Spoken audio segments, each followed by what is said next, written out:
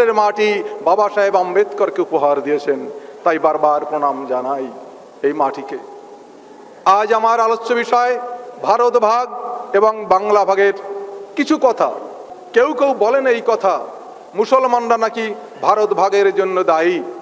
কারা কতখানি দায়ী আমরা অতি সামান্যভাবে আমরা যদি পর্যালোচনা করি, আমাদের যে ইতিহাস, যে রেকর্ড যদি মিথ্যা কথা না বলে, প্রাক স্বাধীনতা পর্বে আমাদের কোন অঞ্চলে লোক সংখ্যা, কোন ধর্মের মানুষ কেমন ছিল, একটু পয়েন্ট বাই পয়েন্ট আমি বলি।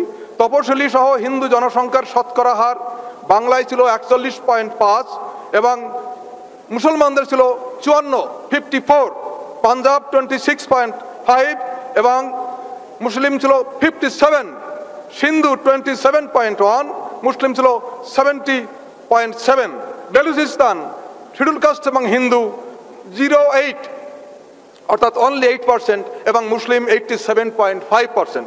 আর বাংলা প্রদেশের কথা যদি আমরা আলাদা করে বলি, আমাদের ডিভিশন ছিল Bardhaman division, Presidency division, Rajshahi division, Dhaka division, Chittagong division.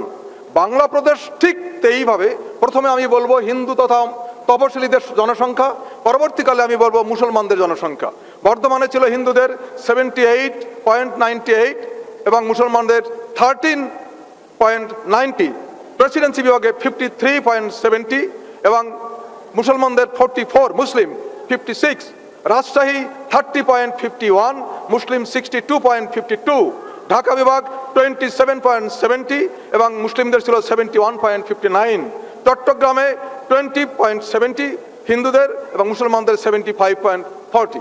এইভাবে বিভক্ত থাকা সত্ত্বেও মুসলমানরা কিন্তু তখনও আন্দোলন করেনি যে আমরা স্বতন্ত্র হয়ে যাব। যে কংগ্রেস স্বাধীনতা আন্দোলন করেছিল, সেই কংগ্রেসই প্রথমে 1947 সালের এপ্রিল মাসে কলকাতার সিংহি পার্কে অধিবেশনে প্রথমে সিদ্ধান্ত নিলেন দেশটা ভাগ করা দরকার। কেন দরকার সে পুরনো ইতিহাস আপনারা আগে শুনেছেন। তারা বললেন ভাগ করা দরকার। যখন এই সিদ্ধান্ত হলো দেশ ভাগ করতে হবে, তখন মুসলিম লীগ ভাইসরয়ের কাছে গিয়ে, মাউন্টব্যাটেনের কাছে গিয়ে বললেন, দেখুন দেশ যদি ভাগ করতে হয় তাহলে কিন্তু মুসলমানদের জন্য স্বতন্ত্র দেশ আমাদের দিতে হবে। মাউন্টব্যাটেন প্রথম এই কথাটা শুনলেন যে মুসলিম লীগ বলছে দেশ যদি ভাগ করতে হয় তাহলে মুসলিম লীগের জন্য স্বতন্ত্র দেশ আমাদের চাই। মাউন্টব্যাটেনের কাছে মুসলিম লীগ যখন এই বক্তব্য রাখছে, তার পরপরই বাংলার শ্যামাপ্রসাদ মুখার্জি, বাংলার রাজ্যপাল ফ্রেডারিক বরোজ, তার কাছে গিয়ে বলছে ওরা যদি মুসলমানদের জন্য স্বতন্ত্র রাজ্য দাবি করে, আমরা বাংলা ভাগ করতে চাই। আমরা দাবি করব দেশ যদি ভাগ হয় বাংলাও ভাগ হবে। মাউন্টব্যাটেনের কাছে দুটো প্রস্তাব, একটা প্রস্তাব দেশ ভাগ, আর শ্যামাপ্রসাদ মুখার্জি বলছে বাংলা ভাগ চাই। মাউন্টব্যাটেন বলে মহা মুশকিল, এখন আমি কোন সিদ্ধান্ত নেব? মাউন্টব্যাটেন একা কোনো সিদ্ধান্ত নিতে পারেন না। 1947 সালের 2রা জুন নিজের বাড়িতে মিটিং ডাকলেন। ভারতবর্ষের সমস্ত রাজনৈতিক নেতাদের ভিতর যারা সর্বাপেক্ষা দামি তাদের ডাকলেন মাউন্টব্যাটেন নিজের বাড়িতে, ডেকে বললেন যে দেখুন ভারতবর্ষ ভাগের প্রস্তাব এসছে, হোয়াট ইজ ইউর ওপিনিয়ন? কাকে কাকে ডাকলেন? কংগ্রেসের পক্ষ থেকে Pandit Jawaharlal Nehru, on behalf of Congress Pandit Jawaharlal Nehru, Sardar Vallabhbhai Patel, Acharya Kripalani, on behalf of Muslim League mister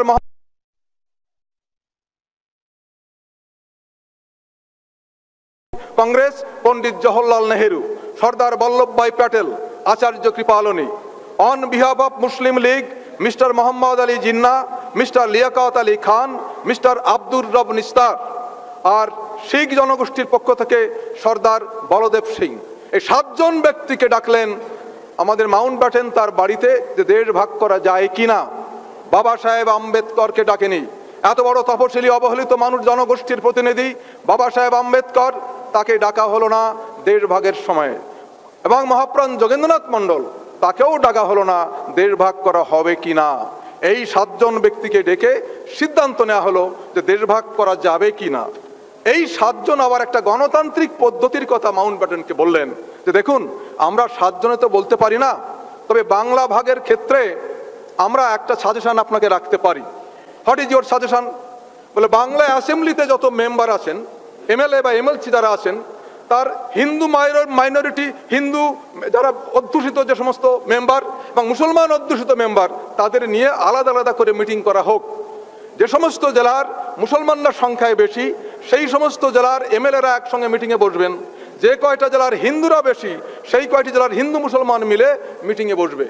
এই দুই মিটিংয়ের সিদ্ধান্ত অনুসারে যদি কোনো মিটিং বলে যে দেশ ভাগ হবে তাহলে মেনে নেওয়া হবে।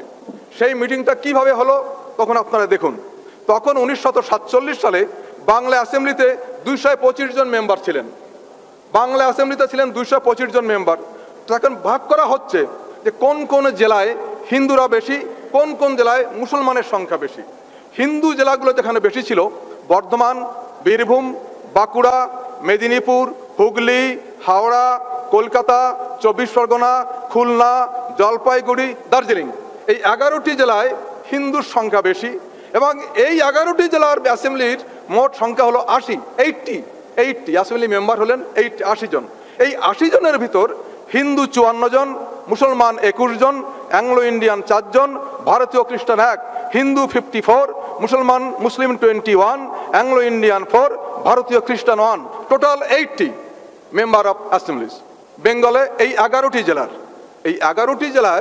এই অ্যাসেম্বলির এই 80 জন এমএলএরা এক জায়গায় বসলেন এবং বলা হয়েছিল হিন্দু অধ্যুষিত অঞ্চলের এমএলএরা যেদিন মিটিং করবে সভাপতিত্ব করবেন একজন হিন্দু।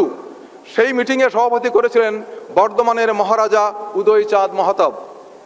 বর্ধমানের মহারাজা উদয়চাঁদ মহাতাব তার সভাপতিত্বে 11টি জেলার 80 জন এমএলসি মিটিং করছেন বাংলা ভাগ হবে কিনা। সেই মিটিংয়ে বিশিষ্ট হিন্দু যারা উপস্থিত ছিলেন, বিশিষ্ট হিন্দু, তাদের কয়েকজনের নাম আমরা পেয়েছি। হিন্দুদের পক্ষে ছিলেন ডক্টর শ্যামাপ্রসাদ মুখোপাধ্যায়, মহারাজ উদয়চাঁদ মহাতাব, মুকুন্দ বিহারী মল্লিক, রতনলাল ব্রাহ্মণ, জ্যোতি বসু। আর মুসলমানদের পক্ষে উপস্থিত ছিলেন mister HS. Suhrawardy, M A. Ispahani, Abdul Hossain, Abdur Rahman, Musharraf Hossain. বিশিষ্ট মুসলমানদের মধ্যে এই কয়জন, বিশিষ্ট হিন্দুদের মধ্যে এই কয়জন। ভোট হলো, কে কাকে ভোট দিয়েছে আমরা জানি না, আমার ইতিহাসে লেখা নেই। দেশ ভাগের পক্ষে কে ভোট দিয়েছে, বিপক্ষে কে ভোট দিয়েছে আমরা বলতে পারছি না। হিন্দুদের পক্ষে এরা ছিলেন, মুসলমানদের পক্ষে এরা ছিলেন। ভোটের রেজাল্টটা এবার শুনুন। বাংলা ভাগের পক্ষে 58, বাংলা ভাগের বিপক্ষে এগেইনস্ট 21 জন। ভালো করে মনে রাখবেন, হিন্দু অধ্যুষিত জেলার এমএলএরা 80 জন এক জায়গায় বসে ভোট দিয়েছেন। বাংলা ভাগের পক্ষে 58 জন, বাংলা ভাগের বিপক্ষে 21 জন। একজন এমএলএ মনে হয় অনুপস্থিত বা নীরব ছিলেন। এইবার চলুন মুসলমান অধ্যুষিত জেলাগুলিতে। মুসলমান অধ্যুষিত জেলা 16টি: চট্টগ্রাম, নোয়াখালী, ত্রিপুরা, বাকরগঞ্জ, ঢাকা, ময়মনসিংহ, ফরিদপুর, যশোর, মুর্শিদাবাদ, নদিয়া, বগুড়া, দিনাজপুর, মালদা, পাবনা, রাজশাহী, রংপুর।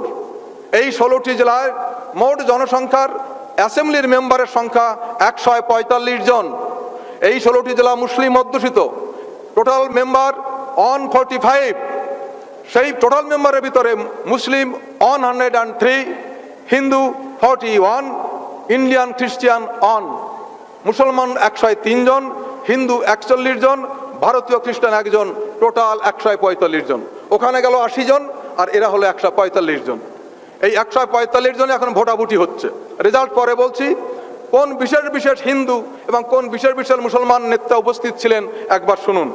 হিন্দু বিশিষ্ট ব্যক্তিদের মধ্যে এই ভোটাভুটিতে উপস্থিত ছিলেন দ্বারিকানাথ বারুরি, নগেন্দ্র নারায়ণ রায়, মহারাজা গিরিশচন্দ্র নন্দী, সতীশ চক্রবর্তী, ভোলানাথ বিশ্বাস, হারানচন্দ্র বর্মন, গয়ানাথ বিশ্বাস, কিরণ শঙ্কর রায়, ধীরেন্দ্রনাথ দত্ত, নেলি সেনগুপ্তা, প্রমথরঞ্জন ঠাকুর, পিয়ার ঠাকুর। আর মুসলমান নেতৃস্থানীয় ব্যক্তিদের ভিতর ছিলেন এ.কে. ফজলুল হক, মোহাম্মদ আলী, নুরুল আমিন, আহমদ হোসেন, শামসুদ্দিন আহমদ, আরও অনেকে ছিলেন। 145 জনের ভিতরে বিশেষ ব্যক্তি এই কয়েকজনের নাম আমরা ইতিহাসে খুঁজে পেয়েছি। এখন ইলেকশনের রেজাল্টটা দেখুন। 145 জনের ভিতরে সেখানে 4 জন সেখানে অ্যাবসেন্ট বা ভোট দেননি। বাংলা ভাগের পক্ষে ভোট দিচ্ছেন 34 জন, বাংলা ভাগের বিপক্ষে ভোট দিচ্ছেন 106 জন। Against partition 106। মুসলমান অধ্যুষিত অঞ্চলের এমএলএদের ভিতর এগেইনস্ট পার্টিশন 106 আর ফর পার্টিশন অনলি 34। আগে সিদ্ধান্ত হয়েছিল যদি এই দুই বিভাগের ভিতর থেকে হিন্দু অধ্যুষিত জেলাগুলি এবং মুসলমান অধ্যুষিত জেলাগুলির ভিতরে কোনো একটি বিভাগে যদি বাংলা ভাগের পক্ষে একজনও বেশি রায় দেয় তাহলে দেশভাগ হবে। মুসলমান অধ্যুষিত অঞ্চলের ভিতরে দেশভাগের পক্ষে তারা ভোট দেয়নি, হিন্দু অধ্যুষিত অঞ্চলে দেশভাগের বিপক্ষে ভোট দিয়েছে। 34 আর 140 হয়, 5 জন অনুপস্থিত ছিলেন অথবা ভোট দেয়নি। এর পরেও কি বলা যায় মুসলমানরা আমাদের দেশ ভাগ করেছে? এ খতিয়ান ইতিহাস যদি মিথ্যে কথা না বলে কে অস্বীকার করবে? গণতান্ত্রিক পদ্ধতিতে একদিন দেশ ভাগ হয়েই গেল। আজ আমরা কাউকে অপরাধী করতে পারি না। দেশভাগ হয়ে যাওয়ার পর আমাদের নেতৃস্থানীয় ব্যক্তিবৃন্দ তারা অধিকার জানিয়েছিলেন। পণ্ডিত জওহরলাল নেহরুকে বলেছিলেন আপনারা কি কাজটা করলেন? গান্ধীজিকে বলেছিলেন আপনারা কি কাজটা করেছিলেন? গান্ধীজি প্রথমে বলেছিলেন India will be divided over my dead body. India যদি ভাগ হয় তাহলে আমার এই মৃতদেহের উপর দিয়ে ভাগ হবে। ইন্ডিয়া যখন ভাগ হচ্ছে, গান্ধীজি বহল তবিয়াতে বেঁচে আছেন, কখনো একটু অসুস্থতা হননি, ডেড বডির উপর দিয়ে ভাগ হয়নি। যে সকল বাস্তুচ্যুত মানুষ আর্থিক অনটনের মধ্যে অবর্ণনীয় কষ্ট ভোগ করছে, এখনো করছেন, আমরা তাদের সকলকে পুনর্বাসন দেবার জন্য উদ্বিগ্ন।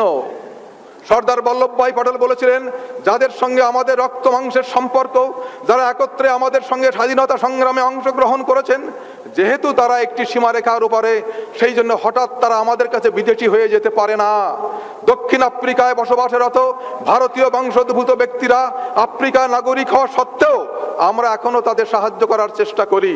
তাদের যদি আমাদের কাছে দাবি করার অধিকার থাকে তাহলে অপর অংশে যারা আটকে রয়েছে তারা সুনিশ্চিতভাবে আমাদের কাছে দাবি করবে। গান্ধীজি যখন বেঁচে আছেন তখন গান্ধীজি বললেন হিন্দু ও শিখ যারা আটকে আছে তারা যদি আর ওখানে থাকতে ইচ্ছা না করেন তাহলে সম্ভাব্য যে কোনো উপায়ে এখানে চলে আসতে পারেন এবং সেক্ষেত্রে কাজ হবে তাদের জীবিকার জন্য কর্মসংস্থান, তারা যাতে জীবনে স্বাচ্ছন্দ্যময় জীবন ফিরে পায়। এই তো ভারত ভাগের ইতিহাস। ভাগ করেছিল কারা? ব্রাহ্মণ্যবাদী মানুষ, মুসলিমরা নয়। কেন ভাগ করেছিল? বাংলা যদি ভাগ না হতো তাহলে প্রধানমন্ত্রী হতো মুসলমান, স্বরাষ্ট্রমন্ত্রী হতো শিডিউল কাস্ট। বাংলা যদি ভাগ না হতো তাহলে বাংলার গৌরব বহন করতো মুসলমান আর খ্রিস্টানে। বিফোর পার্টিশন আপনারা জানেন যে 3 জন প্রধানমন্ত্রী হয়েছিলেন, 3বারই মুসলমান। এই বর্ণবাদী মানুষের তারা চমকে গেল, একই রে বাবা, বাংলায় চিরকাল ধরে এখানে লক্ষণ সেনের রাজত্বের আমরা চিরকাল মুসলমানের অধীনে থাকবো? It is quite impossible. কার মাথায় এই বুদ্ধি আসলো? শ্যামাপ্রসাদ মুখার্জি বললেন না, বাংলা ভাগ করতে হবে। কেন ভাগ করতে হবে? আমাকে রাজা হতে হবে। রাজা হওয়ার জন্য বাংলা ভাগ করলেন। আজ তাদের রাজা হওয়ার জন্য, তাদের অবসর বিনোদনের জন্য, তাদের আনন্দের জন্য দেশটা ভাগ করলো। আজকে আমার মানুষ পথে ঘাটে প্রান্তরে প্ল্যাটফর্মে তারা ভিখারির মতো জীবনযাপন করছে। আজ আমাদের কর্তব্য আছে না? আমাদের কর্তব্য আছে। দেশের 85% মালিক আমরা। আজকে সেই পার্টিশনের বিরুদ্ধে আন্দোলন করতে পারি। তারা আমাদের নাগরিকত্ব দেয়নি, তার বিরুদ্ধে আন্দোলন করতে পারি। তারা আমাদের পুনর্বাসন দেয়নি, তার বিরুদ্ধে আমরা আন্দোলন করতে পারি। আন্দোলন করতে হবে। যে কোনো পরিস্থিতিতে দেশভাগ হয়ে যেতে পারে, কিন্তু আমরা কি নীরবে চুপ করে বসে থাকতে পারি? It is not our duty. আমাদের একমাত্র পথ সংগ্রাম। বাবা সাহেব আম্বেদকর বলেছিলেন দেশভাগ হয়ে যাওয়ার সময় যে this Swaraj is their Swaraj, we are still slaves. এই স্বরাজ তাদের স্বরাজ। আমরা যে দাস ছিলাম আমরা এখনো সেই দাস আছি। If you want to live as human being you must stand on your own leg. যদি মানুষের মতো বাঁচতে তোমরা চাও, নিজের পায়ে দাঁড়াবার চেষ্টা করো। বাবা সাহেবের সেই বাণী যদি আমরা অক্ষরে অক্ষরে পালন করতে পারি তাহলে আজকে উদ্বাস্তুদের নিয়ে যে ছিনিমিনি খেলা হচ্ছে, আজকে বামসেফের উদ্যোগে যে উদ্বাস্তু আন্দোলনের কথা আমরা বলছেন, যে নাগরিকত্ব বিল নিয়ে আজকে মহাসংকটে ফেলেছে, দেশ ভাগ করলে তোমরা আজকে আমরা বিচ্ছিন্ন হবে সমস্ত ভারতবর্ষের প্রান্তর থেকে প্রান্তরে ঘুরে বেড়াচ্ছি ভিখারির মতো, তারপরেও তোমরা বলছো you have no right to live in India. ভারতবর্ষে বাস করা তোমাদের কোনো অধিকার নেই, because you have no citizenship. What is this? কে দেশ ভাগ করেছিল? তার উদ্যোগে দেশ ভাগ করেছিল। কে চাইছে সিটিজেনশিপ? কি অধিকার আছে তোমার সিটিজেনশিপ চাওয়ার? আমরা আজকে দাবি করতে পারি না? পারি। তার জন্য সংগ্রাম, জীবনপণ সংগ্রাম। ভারতবর্ষের এই পার্লামেন্টের ভিতরে 1/4 মেম্বার আমার প্রতিনিধি। ওই অ্যাসেম্বলি আইনসভার ভিতরে 1/4 মানুষ আমার। তারা কথা বলে না, কোন রাজনৈতিক দলের থেকে তাদের আমরা পাঠিয়েছি? কেন তারা কথা বলে না? এই রাজ্যসভায় পাশ হয়ে গেল নাগরিকত্ব বিল, একজন এমএলএ এমপি পদত্যাগ করেনি। কি জন্য তাদের আমরা পাঠিয়েছি? What is their duty? আমাদের এখন নিজস্ব প্রতিনিধি নিজেদের পছন্দ করতে হবে, স্বতন্ত্র আন্দোলন গড়ে তুলতে হবে। যে মানুষটা পার্লামেন্টে গিয়ে কথা বলতে পারে, যে মানুষটা অ্যাসেম্বলিতে গিয়ে কথা বলতে পারে, প্রতিরোধ করতে পারে, বিক্ষোভ করতে পারে, আন্দোলন করতে পারে, সংগ্রাম করে অধিকার আদায় করতে পারে, সেই মানুষটাকে আমরা পার্লামেন্টে পাঠাবো। অন্য কাউকে পাঠাতে আমরা চাই না। আমরা ভিক্ষাবৃত্তি করতে রাজি আছি না। আপনারা সাবধান হন। Political power, capture the political পাওয়ার। বাবা সাহেব কি বলেছেন? মহারাষ্ট্রে এসেছি, বাবা সাহেব ছাড়া কোনো কথা নেই। Capture the political power for your emancipation. যদি এই জাতির রক্ত মাংসে তেজ বীর্য থেকে থাকে, আসুন সবাই সংগ্রামে ঝাঁপিয়ে পড়ি। আমাদের হারিয়ে যাওয়া অধিকার আমরা যে কোনো মূল্যে আমরা উদ্ধার করলো বাবা সাহেবের প্রচেষ্টায় এবং সাংগঠনিক শক্তিতে।